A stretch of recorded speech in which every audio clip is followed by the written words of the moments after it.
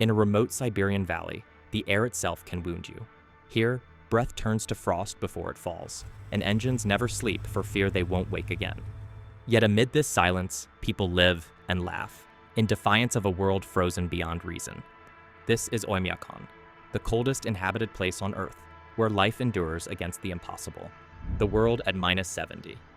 In a forgotten corner of northeastern Siberia lies a place where air itself can wound you. Oymyakon, a name whispered through frost, carved into weather maps as a scientific anomaly.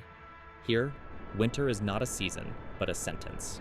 The temperature can plunge below -70 degrees Celsius, cold enough to freeze metal in seconds, cold enough for breath to crystallize midair and fall like glass dust to the ground. The sun rises late and weak, its light diffused through haze that never warms. Cars run day and night, engines humming like hearts terrified to stop.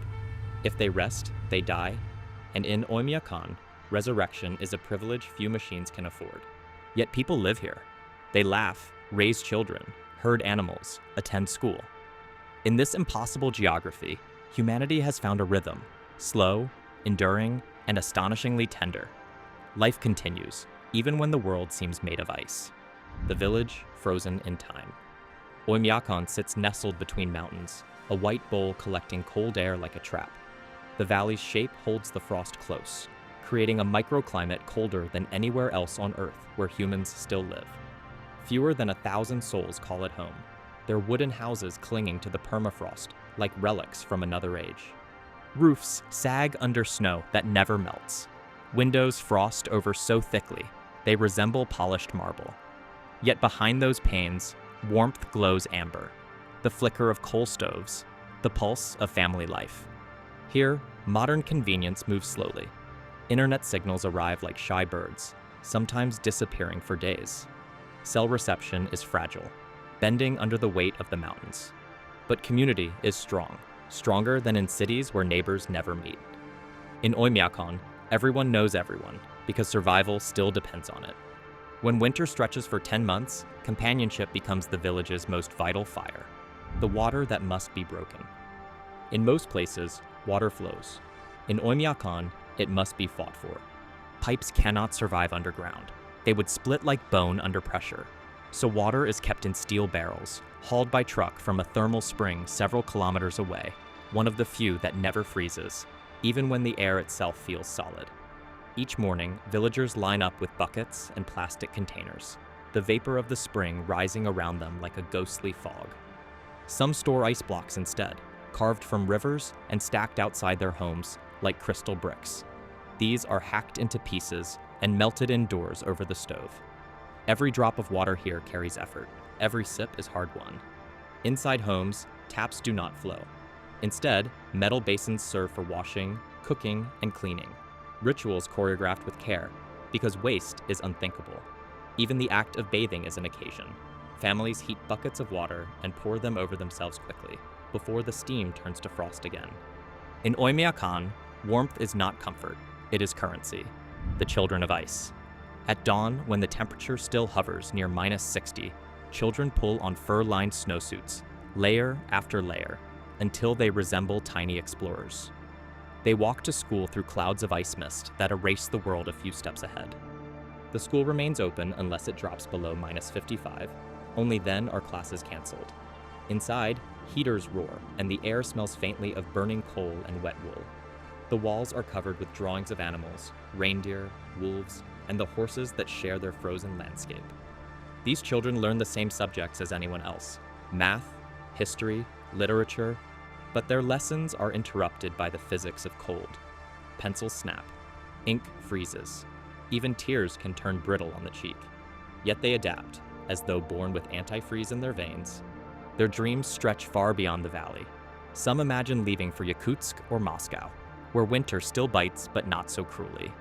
Others want to stay, to tend the land, herd the animals, and guard the traditions that keep Oymyakon alive. The hunters and the herds. Livelihood here is dictated by the elements. The soil, locked in ice for most of the year, refuses to yield crops. So people live by what the tundra offers: reindeer, horses, fish, and the occasional wild elk. Reindeer herding remains one of the most ancient bonds between human and animal. The herders move their flocks across white plains, their faces wrapped in fur and frost. These creatures are not pets, but partners. Their meat feeds families, their hides become clothing, and their antlers, carved and traded, bring income from faraway markets. Oymyakon's horses are a breed apart. Yakutian horses, short and powerful, covered in thick fur that allows them to survive temperatures that would kill others. They graze beneath the snow, digging with their hooves to reach frozen grass. In return, they offer milk, meat, and strength, proof that even in this frozen world, life adapts. Fishing, too, is a marvel of endurance. Men drill holes through meters of ice to reach the rivers below. The catch freezes instantly once pulled out, shimmering sculptures of silver locked in place by the cold. Every meal tells a story of survival. Raw, frozen fish, called stroganina, sliced thin and eaten like sashimi, is both delicacy and necessity. Nothing spoils here. The world itself is a freezer. Fire and breath. Fire is sacred in Oymyakon. Without it, life would unravel in hours. Each home has a stove at its heart, not decorative, but divine. Families stockpile coal and wood through the short summer, filling sheds to the brim. The crackle of burning fuel is the soundtrack of existence. Silence would mean death. But heating comes at a cost. The smoke thickens the air, leaving a faint metallic taste.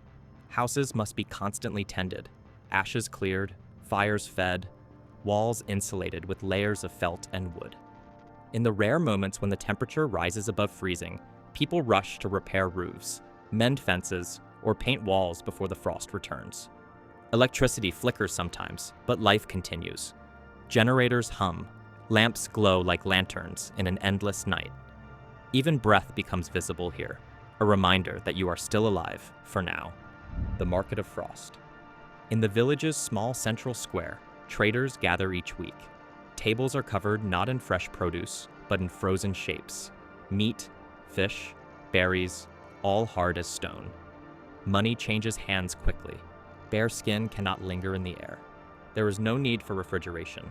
Nature provides it free of charge. Horse meat, venison, and fish are sold in slabs, clean and unspoiled. Bread, baked once every few days, freezes solid and must be thawed near the fire before eating. Some families sell handmade boots and coats, stitched from animal hides, their fur gleaming under the pale sun. These garments are not fashion. They are survival gear passed through generations, each stitch carrying stories of winters past. Modern stores stock imported goods, noodles, canned food, fuel, but supply depends on the roads, which often vanish beneath storms. Trucks travel in convoys along the Road of Bones, the highway built on the remains of Soviet laborers who perished in the cold. The road never forgets. It hums with history each time tires press against it. The quiet faith of endurance. There are no grand cathedrals here, no marble monuments.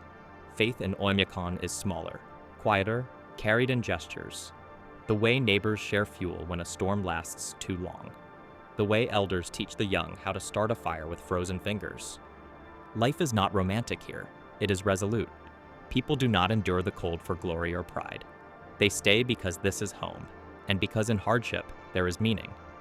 Festivals mark the brief summer when temperatures climb to a shocking 30 degrees. Rivers thaw, meadows bloom, and families gather for picnics where children run barefoot, laughing as if to prove that the earth still remembers warmth. Then, slowly, autumn returns, and with it, the whisper of frost crawling down the valley once more. It is a cycle older than any government, older than the village itself. Oymyakon has seen empires rise and fall, technologies appear and vanish. Through it all, the cold has remained faithful. The science of survival. Biologists studying the region often speak of cold adaptation, the body's ability to recalibrate in extremes. The villagers of Oymyakon are living case studies. Their metabolism burns faster. Their blood thickens slightly in winter. Their reflexes sharpen when exposed to sudden chill. Homes are designed with double walls and entry porches that act as buffers between inside and out. Doors open inward. Otherwise, snow could trap families within. Plastic cracks here. Glass shatters easily. Only wood endures, swelling and shrinking with the seasons like a living organism. Clothing follows a logic of its own. Traditional fur coats, called militsa and parka, insulate better than any synthetic material. Layers are essential, but too many trap moisture, which can freeze against the skin. Even breathing is strategic. Villagers learn to exhale slowly so the moisture in their breath doesn't frost their eyelashes shut. In Oymyakon, survival is not instinct. It is expertise passed down like language, the frozen river of time. At night, the world turns silent, a silence so profound it feels physical, pressing against the chest. The sky burns with stars, sharp and bright, unfiltered by pollution or humidity. The Milky Way arches like frost across black glass. Some nights, the aurora appears, dancing above the mountains in green and violet ribbons. For a moment, the cold seems to retreat, humbled by beauty. Children step outside, breathless, their cheeks lit by light that has traveled for years to reach this frozen stage. Here, time moves differently. Days blur into one another, marked not by clocks, but by chores. Feed the animals, fetch the water, tend the fire. There is a serenity in repetition, a rhythm in survival. To outsiders, Oymyakon may appear as a relic, a village stubbornly resisting modernity. But to those who live here, it is proof that humanity can adapt to almost anything, even a world that feels determined to freeze them out. Between ice and memory, every child born in Oymyakon carries the legacy of the cold. Their lullabies are sung beside stoves. Their first steps are taken on frozen floors. They learn early that nothing here comes easily, and that every gesture, lighting a match, carrying a bucket of water, closing a door, has weight. Elders tell stories of winters that broke records, of animals that wandered in from the tundra and vanished again into snow. The young listen with awe, not disbelief. They know that in Oymyakon, myth and weather are almost the same thing. When outsiders visit, journalists, photographers, scientists, the villagers smile patiently. They know what the visitors seek: proof of resilience, evidence that life can persist where logic says it shouldn't.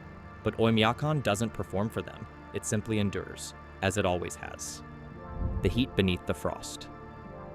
There's a paradox buried here, beneath meters of ice and centuries of endurance.